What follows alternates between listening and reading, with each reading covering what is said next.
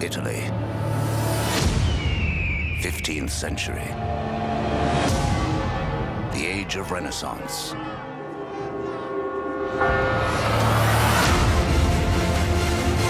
And it is with them that our story begins.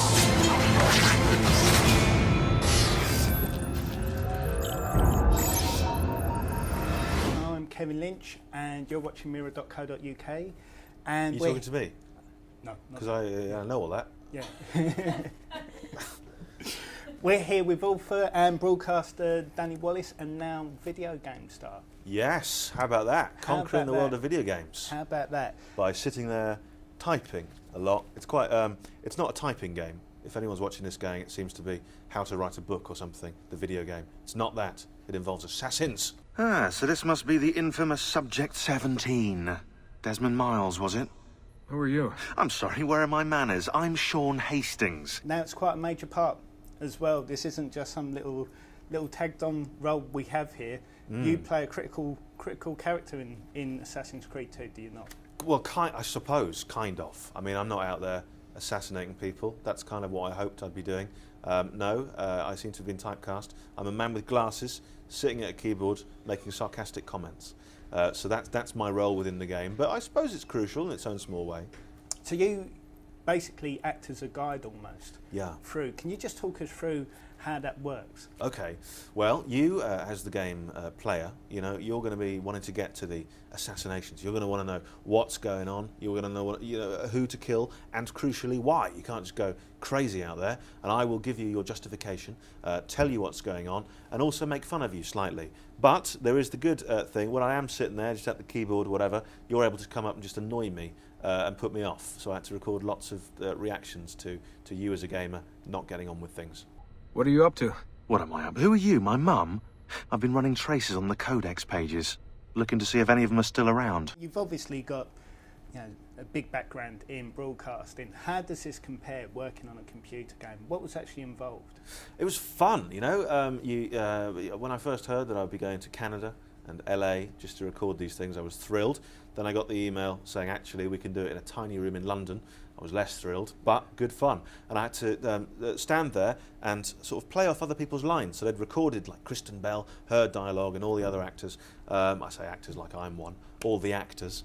And then I would sort of try and react off the back of it. And we had sort of a line through to Montreal, lots of satellite delays, lots of people being very confused, and just me in the middle trying to sound like I'm not terrible. So there was that, and then they took all my lines and played them out loud to a proper actor who had ping pong balls and stuff all over him, and then he would have to move around. So he was my body. And I was the voice. So essentially you had a body double. I had exactly, yeah. I'm at that level now.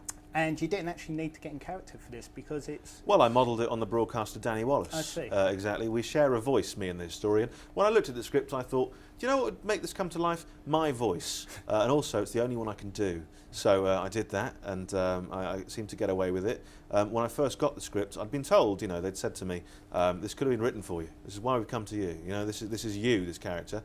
And I looked at the script, and it said, intense, nerdy, sarcastic man, possibly lonely. And I thought, well, okay, I appear to have been typecast now by the people at Ubisoft. What's all this stuff for? This stuff, Desmond. Oh, this stuff is nothing special, really, this stuff. It's just the stuff that keeps our entire operation from falling apart, really. It requires a great deal of concentration to keep it all moving, so you'll forgive me if I don't have time to play meet and greet. Your introduction, I guess, to the world of publishing was as a games journalist. Yeah, absolutely. At the tender age of 13. How did that all come about? Well, I was offered, I was maybe 13, 14, I can't remember, but I was asked, we had to do work experience at school, kind of like a little mini industry sort of day. I was offered the chance to maybe dig some ditches or alphabetise things in an accountant's office. I said, maybe I'll handle this one, I'll try something else. And I found out there was a video games mag in my town, in Bath. And I was big into the games and big into magazines, so I just bothered them and said, can I come in, make people tea, even if they've already got tea, I'll alphabetise things that don't need alphabetising. And they let me. And then one day a reviewer got ill and they said, do you want to have a go? And I had a go, I played this game to death, reviewed it, and then I got a gig. So I worked for Sega Power and Total and Games Master and UFG and lots of other magazines that folded, probably because of my writing.